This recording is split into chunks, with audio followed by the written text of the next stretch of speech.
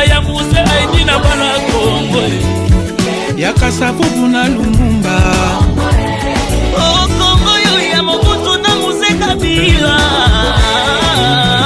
Kongo ya Raisa na Fachi.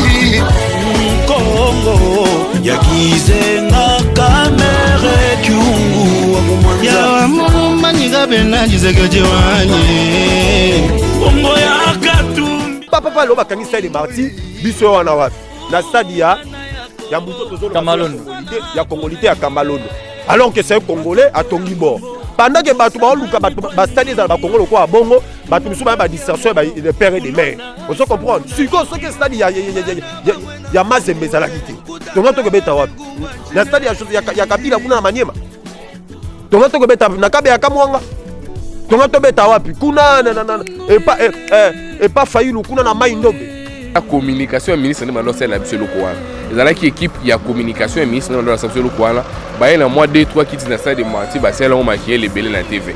Oza na caméra na obeta tour na stade de Marti. Bato bazala ki week-end o na match à Lopardam totali pelouse wana. Tout mon pelouse tala pena que non et a pelouse mon penza bien. Le logo na monde entier pelouse synthétique wana ra penza les sociétés. Mbote na balandi nyonso ya magazine Place Publique. Mongongo na bino nde toyokaka etinda na bino nde tozosala. Mbutu entre ministère à sport na FECOFA ya kolongoleza te ya kobakisa pe zate. Bino mo boyoka lo lengeni ni ba journaliste sportif ba ko s'exprimer na micro ya Place Publique. Surtout kobakisa te. Kasi avant to kota na sujet du jour, tozana des informations tozopesa ba kambi ya ville province ya Kinshasa.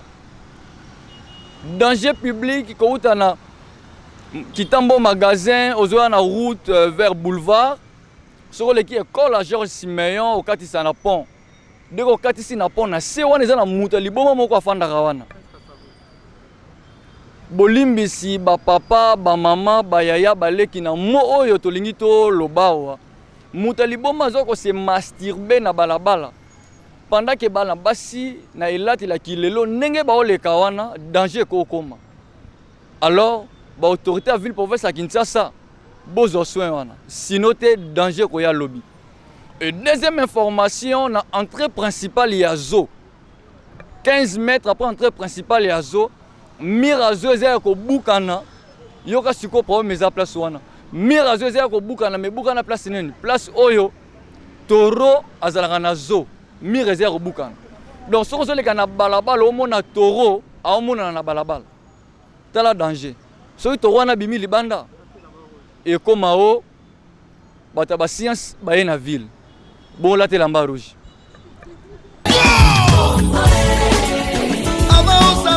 Toujours dans sa vision d'aigle, l'inspection générale de finances a intercepté une somme de près d'$1 million américains dans le compte bancaire de la Fédération congolaise de football logé frauduleusement par le ministère des Sports et Loisirs. D'un côté, le ministre du Sport et Loisirs, Serge Kondé, écrit dans un communiqué qu'il s'agit d'une mauvaise interprétation des faits de la part de l'inspection générale des finances, tout en exhortant le chef de cette institution de s'abstenir de tout comportement populiste. D'un autre côté, la FECOFA affirme ne pas connaître l'origine de ces fonds. Par ailleurs, plusieurs questions se posent, entre autres. Qui dit vrai?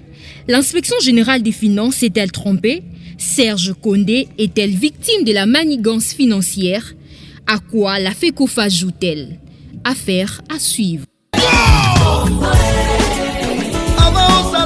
De mon amboka. Mbote ndeko Jerez. Mon amboka est compréhension au eza na ministère ya sport na bandeko ya fédération. Bon ko pesa biso éclaircissement. Compréhension aux alliés autour ya dossier 1 million, tu vas faire 1 million ezaki au tout monde mikanda muto azali te groupe oyo to ba côté o bazali na faute eza plus o ya ministère à sport.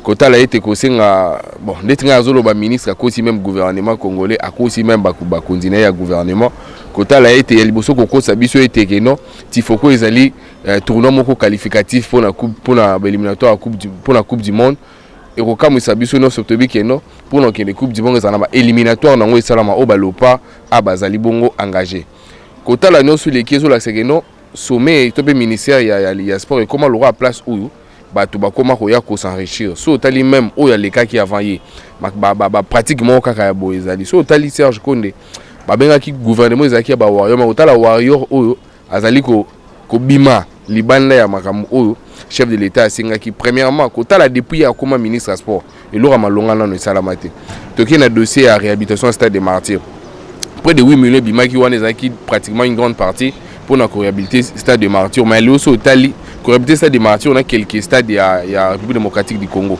mais là où est le bon stade des martyrs même pelouse voilà tu trouves que ça même pas certifié au moni tant bande ko CAF ba yaki ko sala inspection première ba yaki ko sala inspection liboso ba tali na no pelouse on ezala ki bongo vraiment bien té totali réhabilitation stade des martyrs et tali bongo football déjà sur tali basketball championnat national fait ba nécessairement ba organisation na terrain te pour ba bukaki stadium wana do mbongo ezala ki na ko bima pour na stade des martyrs et en haute sali musala au stade des martyrs to yeli sous na dossier où tali bongo 1 million au mona que non ministre akomi ko luka place nini ako dembela po abimata ke non moi vainqueur muke mais il a c'est déjà que sommet ya sport na RDC za la bongo bafoué donc Serge Konde penal la qui c'était azapena mutu esengilité à diriger sport na RDC le konanga sona landio bien au misi ba dossier bela à la fois au lobby pelouse au bâti na stade de martyr ils a certifié té nani mutakende ko somba pelouse pour lelo ezala ils a certifié té au moni Serge Konde alingi ko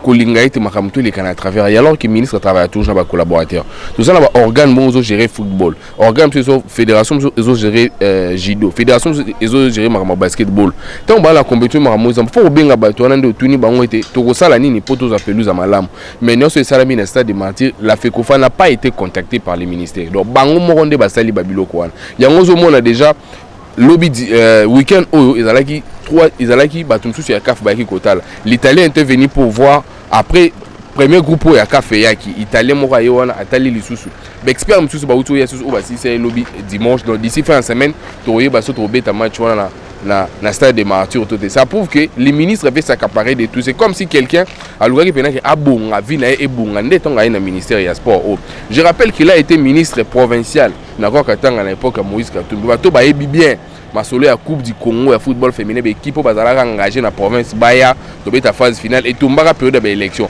ba ebi ba makambu oyo Serge Konde salaka na à l'époque wana tonga zalaka ministre provincial mais bakongomani ebele babeti maboko komona kobongisa ba vestiaire komona déjà na bangambo mususu bakiti bandi kokota babeti maboko mais comment yo kolba ono ezo salama et musala moko tezo salama ndeko Gires omoni ya wala za communication ya ministre ndima nosela la biselo kwana ezalaki équipe ya communication ya ministre ndima nosela biselo kwana ba na mois 2-3 kiti na stade de Martyr ba sela on maquiller les belé na TV oza la caméra na beta tour na stade de Martyr bato bazalaki week-end o na match à Léopard Dam totali pelouse wana mon pelouse totala pena que non et pelouse mon penza bien le loco na monde anti pelouse synthétique wana ra penza li société tozonga la tourment c'est la pelouse naturelle bien hybride eza open certifié pena pas FIFA ya ngwana OK pas CAF for ebisa OK non pour na faut ko sala mais biso la c'est non olingi kaka ke osombelo ya moncher pour potika na ma partie moko za na poche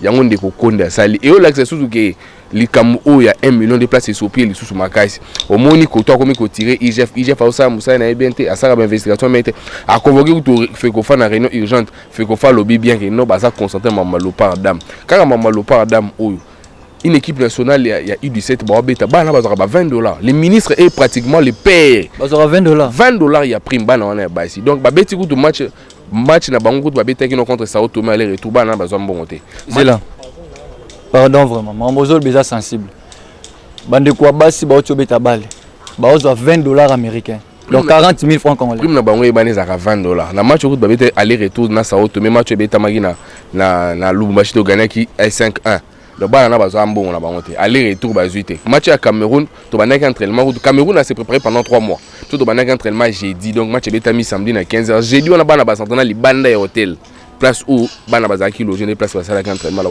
ça prouve que les ministres ne prennent pas en compte certaines choses quand il s'agit de ba gros somme rebima on a moins 1 million 2 millions au moins est-ce ministre ayi on a bimi c'est bino manzaka donc ça prouve c'est que ngaku pona ngeza remanier za talo na 15h remanier ça matin na 15h tout le monde a akende c'est la ministre moko ya bien un ministre qui donne le goût à championnat national na mi-temps match au monde ngo le goût à championnat national et ça na mi-temps au monde ngo depuis qu'il est ministre déjà monnaie na makambo ya judo Déjà moi il y a boxe alors que la RDC la RDC a compté dans le monde parmi les pays dans le monde du sport. RDC a talent brut moi aussi un encadrement. Si on encadre bien la jeunesse congolaise dans le bon sport, on verra aussi que RDC qui est libre. Sur le lot, on a pratiquement 2 champions du monde, 4 champions d'Afrique dans le bon boxe.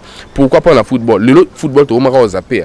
Pratiquement depuis 2018, RDC dans le monde du football a kenda sous libre sauté. Mais Mikolo tu le kato tu mon amundele morandimi comme congolaise. Ah, Marie Brancé. Donc, ça, là, moi, c'est ça, elle est championne d'Afrique. Mon miouana. Moi, je suis là plutôt. Elle est championne d'Afrique. Marambo, ils ont les sport à Congo. Ça prouve assez que, aux hommes qu'ils ont bien été. Comité olympique a 1,2 million dans le comité international. Non, c'est Marambo, man. Pour la participation, il y a RDC, dans les Jeux olympiques. C'est là. Bon, mon temps, la classe, na film. Mais na Congo et comme na Congo, nani mutasi marabambongo et passera par qui pour dépenser banda sala. Nous sommes gérés par le ministère de la Sport. Fédération a signalé ministre et non pour participer dans le championnat. Le ministre n'a pas ministre sectoriel, on a fait côté na budget finance, moi à travers le ministère. Aïe bi makamo chaîne de dépenses on a ndenge sala maka. Le ministre des Sports ne peut rien nier. Fait que fata ngazo wanga na kama kamwana fait tout on a mambosali tifoko tout ma 1 million. Fait que fata ngabika na senga kimbongo te. Fait que fa ministère nda senga kimbongo wana. C'est pas la fait que fa. So ki lezo moi que fait que fa lingi na réunion on a te zo ki mana ministre fait que ministre lingi nde le roi azam ko lapsa ko roi papa na nda ko ataza na photo le kabwa ke le bana po de ba voisin bi masalité te. Et ça la kabongo yango to momo na lo na ministère so makambo ko mo le ka yango wana. O tellement Marie Brancé.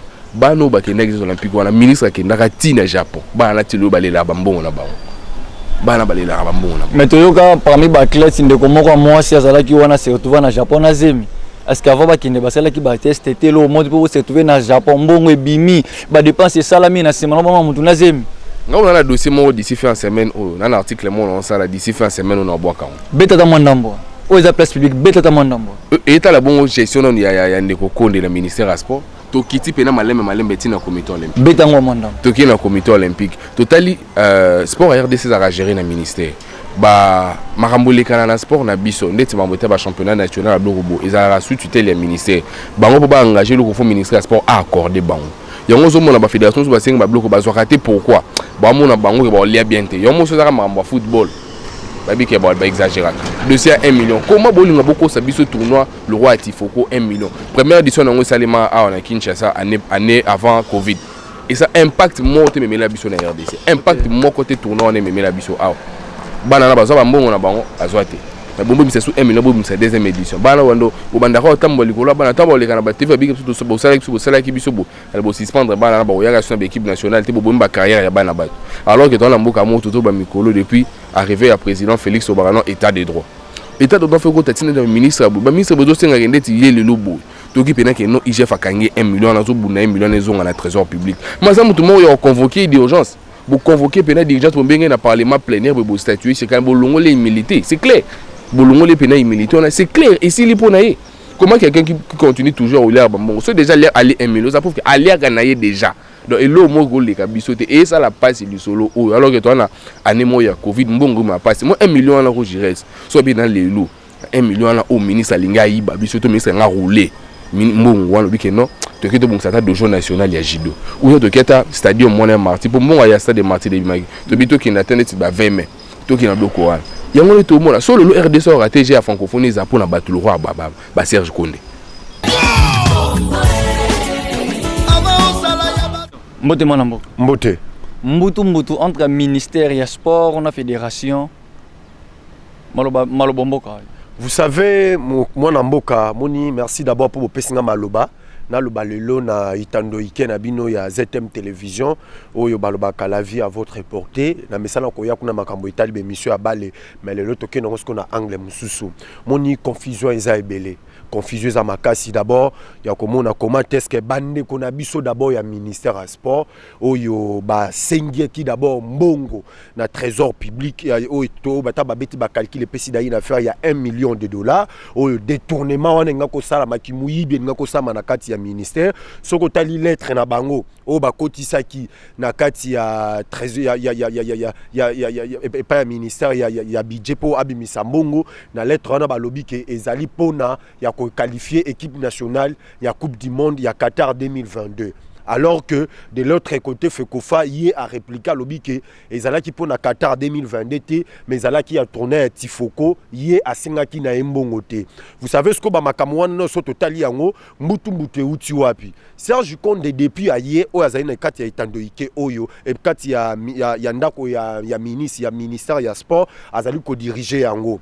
Pendant un moment, tout le monde a qui Bamakamno Sabani Kosala. Alors que Biso comme état Pandisango, moi particulièrement, Naza parmi Barra journaliste oya bale na baneko la matin midi pourquoi pour que IGF ya ko sala banquette na makambo etali bale et surtout na makambo etali et kuke ya fédération parce que cela ne veut pas dire que fédération aussi aza innocent na makambo wana fédération pas ebi makambo wana fédération mutape si communiquer ko loba ke mbongo ekotaki na compte na ye ayeba kite loko ni na koka ko sala nango et président Chimanga o aza AI donation Chimanga o aza AI ya fédération aboya ki si mbongo wana et mbongo wana ministère na de l'autre côté yé atali abimisi biso dossier o ezolakisa que la fédération congolaise de football o eza dirigé bongo par le président Donatien Chimanga a cela qui déjà état de besoin ya ba équipe o bakoya ko beta tourna ya Tifoko fédération a senga ki mbongo alobi que non azana posa ya mbongo ya ba équipe ko beta tourna ya Tifoko a déterminer qui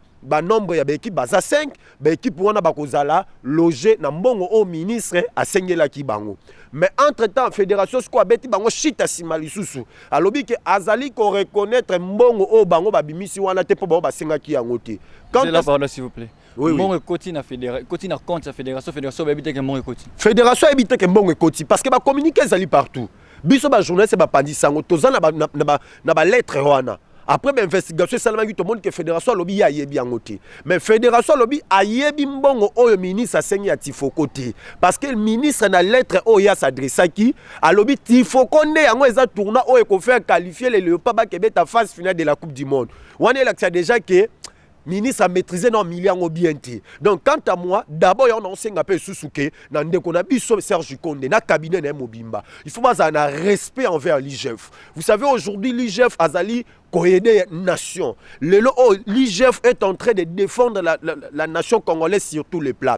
L'IGF n'a pas débité les enquêtes seulement dans le ministère à sport. L'IGF n'a pas ciblé seulement M. Serge Konde. Ou M. Serge Konde, il n'est pas ministre à Liboso ou IGF a un rapport. Vous comprenez? Donc, IGF a banni déjà Moussala depuis Kala, ou Azoko Bixa déjà nation.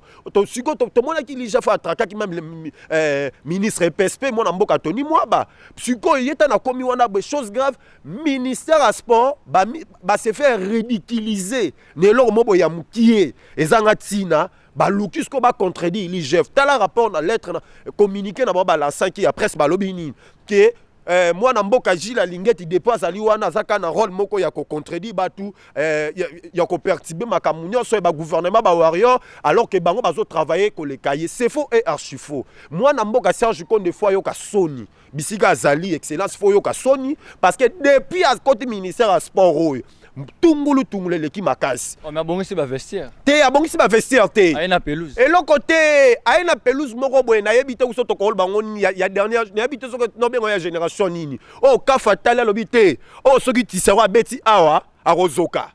Na place tisero so ma choc mais tisero a roza blessure moko boy même na club ndenge na ba ko aider iti. Maintenant na sombi pelouse. Yango sko tozolo bake moi na mboka Serge Konde depuis aye na ba masolo yo ya bale ya Congo abomi lisusu nde bale parce que yo tala salle des martyrs déjà une affaire le gouvernement central après ça qui est une affaire de 4 millions pour 300 déjà pour en réhabiliter salle des martyrs on se comprendre 4 millions pour 300 ce qu'on yo tala de francs congolais non des dollars 4 millions 300 de dollars pour la réhabilitation ya salle des martyrs ce qu'on se comprendre pelouse à Saliba Makambu, Yemoko a isolé fédération. Alors que Nakati a fédération n'est pas expert Bazali. Pour Serge Konde a kokuta. Nakati a fédération ba expert Bazali, expert Yakaf. Le cola à moi Namboka, maître Emmanuel Kande, Aza aussi expert. Vide Donatien Chimanga, c'est aussi un expert ya ba domaine wana. Oyo Omar Formaki. yalingaka sa ndenini abengi bango boya tosangana totana eloko mais moi na mboka Serge Konde nga nazokanisa ke aseloanaki na bango parce que c'était une affaire d'argent. Vous comprenez? Na sakapari na la na betango bongo na écarté bango poso na beti boue moi tu me dis quoi moko etika na ocha na poche le lota résultat ba na pelouse moko bo écoute pelouse mo ya antigita ta Maradona so abeti abeta na ngoti. Vous comprenez? Ata pele so ba na pelouse o Serge Konde na ngo wana tungulu ko simba te sikoyo aye na ngo a chezo simba karate ba homologué ba makambutu ba inspecteur ba ye bazo comprendre karate parce que Mbutu muteleki makasi on senga ke na mwana mboka Serge Konde il faut azala honnête honnêteté na il faut azala ke azwa courage asomba bic asomba rama papier soki papier duplicateur so ata 300 azana ngote nga repesa ta rama papier duplicateur akoma lettre na ya démission akeko déposer yango parce que Serge Konde il n'est pas novice na sport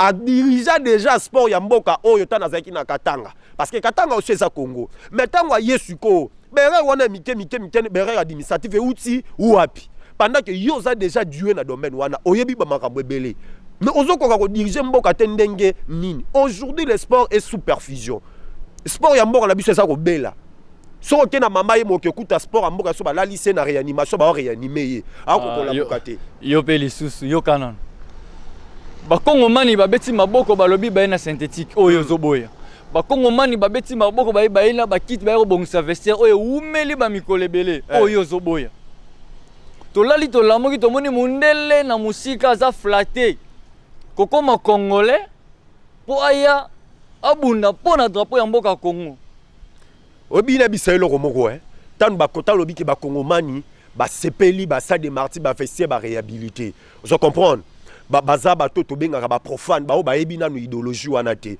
ba oyo bazaka kamoni ba fan ba supporters ba sala makam na sentiment ye sentiment mona ka ke loko wane bongi mais ce que ba toloka ba biso bo nous des journalistes to yebisko masolo ndenge zalaki so to bito ke calcul par calcul to ke maintenant na étude na ngina sala étude comparative na ngina sala to comparer sous moi na mboka Mosimbayo à l'époque na ye pour na réhabiliter ça des martyrs et c'est un PK 4 300 oh et c'est là qu'il faut payer ça mais payer ça qui était des dollars américains mais payer ça qui est mbongo wanati là c'est du 1 mais le gouvernement central sous le ministre plutôt l'ancien ministre Amos Simbayo a payé ça une affaire de 30 500 dollars comprends 30 500 dollars américains na entreprise graphique 2000 entreprise graphique 2000 les alliés basala ba réhabilitation il y a stade des martyrs il y a vestiaire il y a stade des martyrs et entre temps ba na cause est-ce que ba matériel ou ta Chine ba nineya pour ba entamer ba makambo et il y avait l'arrivée à Covid-19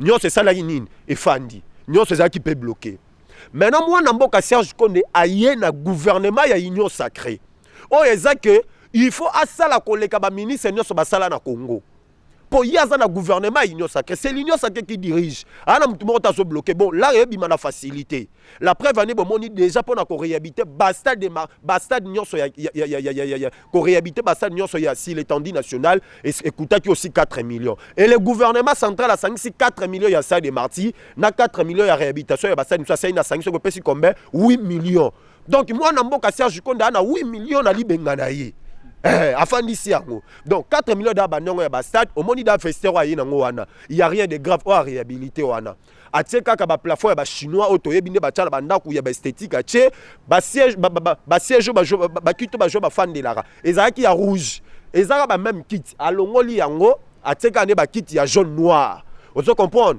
À changer ka ba carreau ya vestiaire ne ba tubabi ka modernisation alors que ça la modernisation to yebi ke ba travaux na salle ezaka 4 millions te tala pelouse synthétique soko simi synthétique wana boye ngana mona so simango bolobi ah mais synthétique on a consulté ata mona Maradona ko beta nango te vous comprenez ata mona Maradona ko beta nango te so bia o eza faubourg soko tali synthétique boleli o tali synthétique boleli soko tali ba kit so mona mboka azocha siko so mona o Serge Konde azocha na nini na nini mobimba na stade de Martyrs mobimba. Est-ce que ba kit wana mobimba est-ce que ba travaux wana c'est ça la mané ça ba travaux à 4 millions je ne pense pas alors qu'azobo sana le stade de Martyrs a omnisport vous comprenez ba terrain belé za kati ba terrain lokola ba basketball et ba terrain lokola ya ba handball ba judoka ba nini ba ezebelé pendant que tozo ko bunda to réhabilité stade de Martyr Siller DG tozo bo sa que stade de Martyr za omnisport ba stade monsieur ezotika il faut peut-être réhabiliter il faut tongela ba basketteur moi parler de sport ya bien ba beta ka basket na bona ndako mo beza penza ya propre be bomaka tambule bete ko polati lelo ke ko ta la terrain ba basketteur na biso na ebisio soko zuita un amateur moi non tant na ba école ba forma ba basketteur lokola so que ma référent Kim Awa ne bana ba beta ba basket oye na ye alors c'est quoi ça c'est du béton pour stade wana eza bétonné basket beta mana béton te basket eza ba norme nango so kotika ataka na kata showbiz kato telemi na baller aw so kotika na baller wana rumona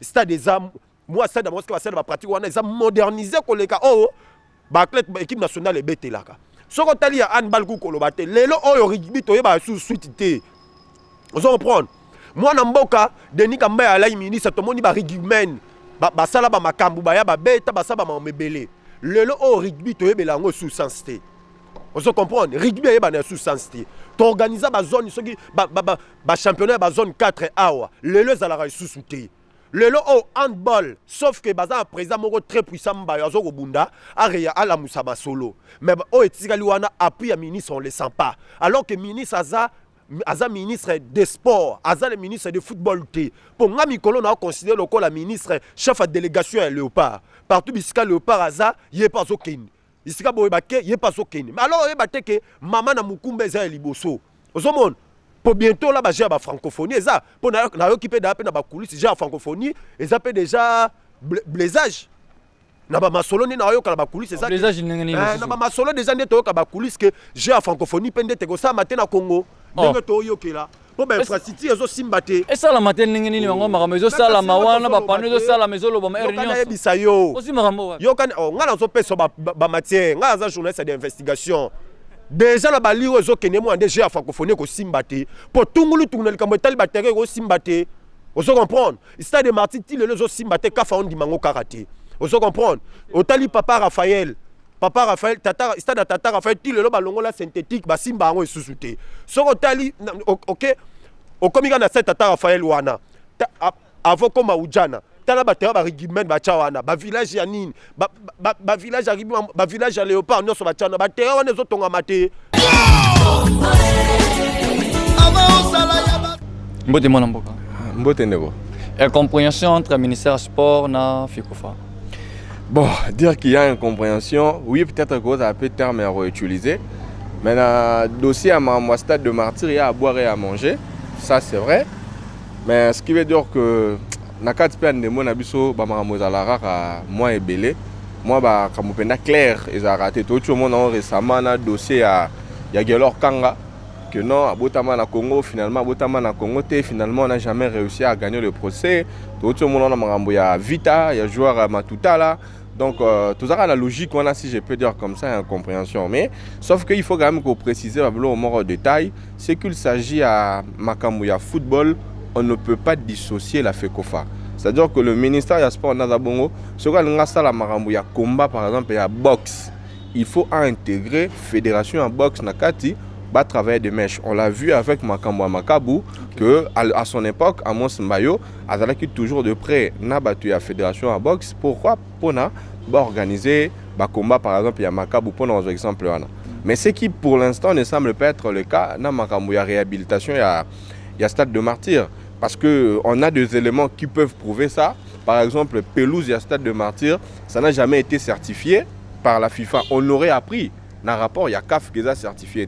Ce qui sous-entend que la démarche qui peut être menée loin, il y a FECOFA. Parce que ceux qui FECOFA, qui intégrent Nakati, FECOFA avec Bandegolora, Emmanuel Kande, au Baza, inspecteur, au Baza, à niveau FECOFA, ils allaient facilement faire comprendre que non, démarche à pelouse et Tambolara Boye. Parce qu'à son époque, Kande, vous vous rappelez, qu'il y a des Tambola chaque temps, midi pour qu'on a stade de Martyr, qu'on inspecteur. Martyr est dans la norme, Stade Tata Raphaël est dans la norme. Mais en notre grande surprise, on voit que Baba Ramsey Salema, on voit que le ministre Serge Kondé est lui-même très mis en avant. Et tout par exemple, il y a FECOFA, qui est mis en retrait. Voilà, donc c'est un peu ça, cette incompréhension qui règne. Et je pense qu'il est plutôt temps de rappeler au bon sens Serge Kondé que Babilo, monsieur est un spécialiste à la matière. Donc ndenge ezalaka bongo soki oza moto oyo olonaka bilanga olongo tonga ku expérience na olona bilanga et kosunga peut-être pour olonaka ba pot de fleurs.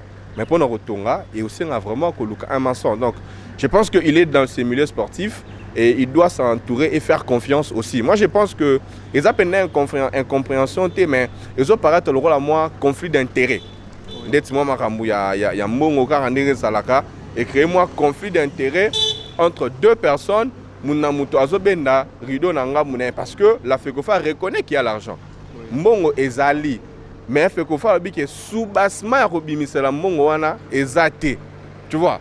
Donc c'est ça le problème. Or le ministre Serge Konde lui dit qu'il n'y a pas kobimisela mbongo te sans FECOFA.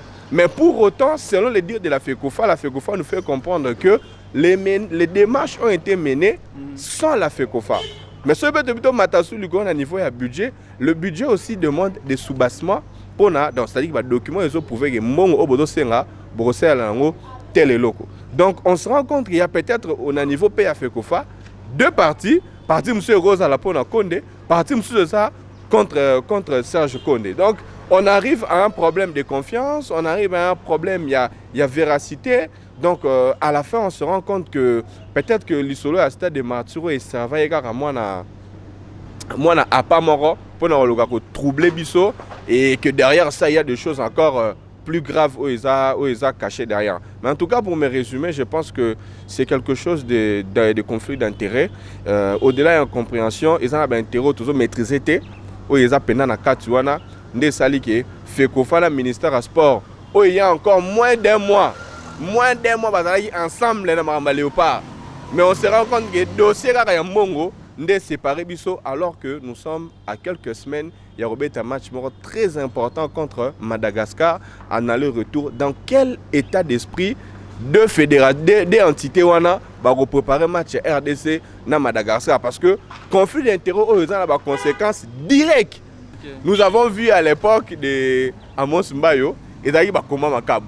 C'était un combat international. Bazuma l'Union se va concentrer dans 4 président de la République ailleurs. On a sacrifié malheureusement. Donc ça c'est la logique voilà parce que je n'ai eu prétexte voilà pour peut-être développer l'idée dans le sens que comme le ministère a posé une action d'éclat.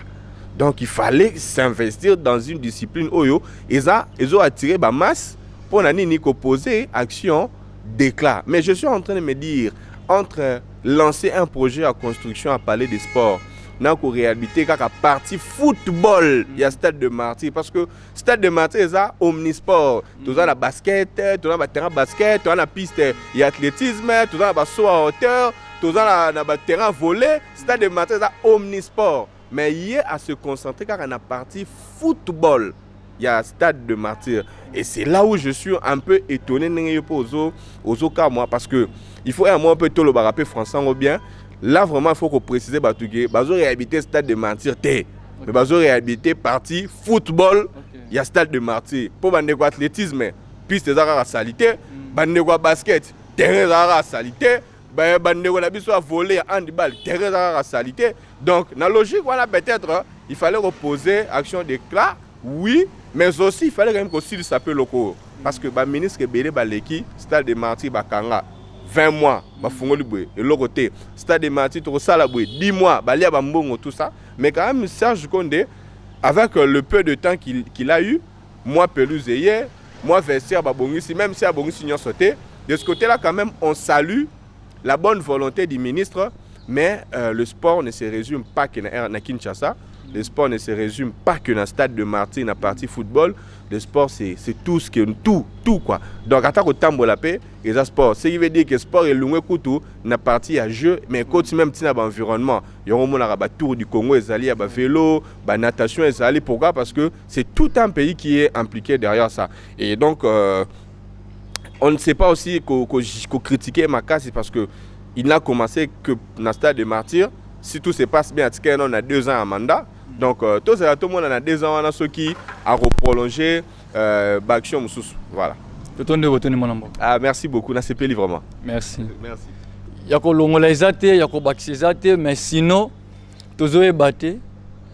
Exact carrière, il y a diamant, il y a cuivre, topé à nini. Pour chaque jour, tozomona babene ezokota ezobimisa zelu mais tozoyeba te baosala nini na clôture stade de martyr baclôture yango na batole babene ezokota ezobimisa kaka bazelu mvula oyo oti obeta batole yango ekweyaki toleki na mutuka tomoni yaka na forme moko mais mituka ezobimisa kaka bazelu ezobimisa kaka bazelu ezokontinue obimisa kaka bazelu toyebi te basala forage na kati ya stade de martyr mikolo zo tokokota ntina kati au moins ke baboya soki baboyi tokobima libanda tolobi baboyi soki eza forage tokoyeba mokolo bakata riban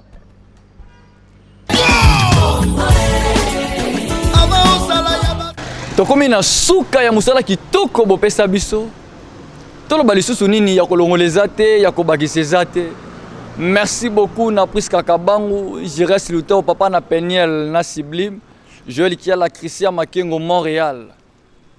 Belé Alinguet qui est le boss.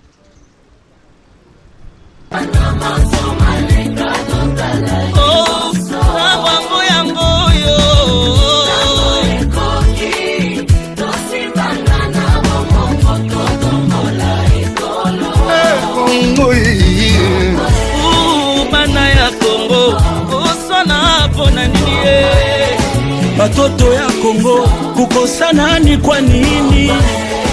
Mampangia mono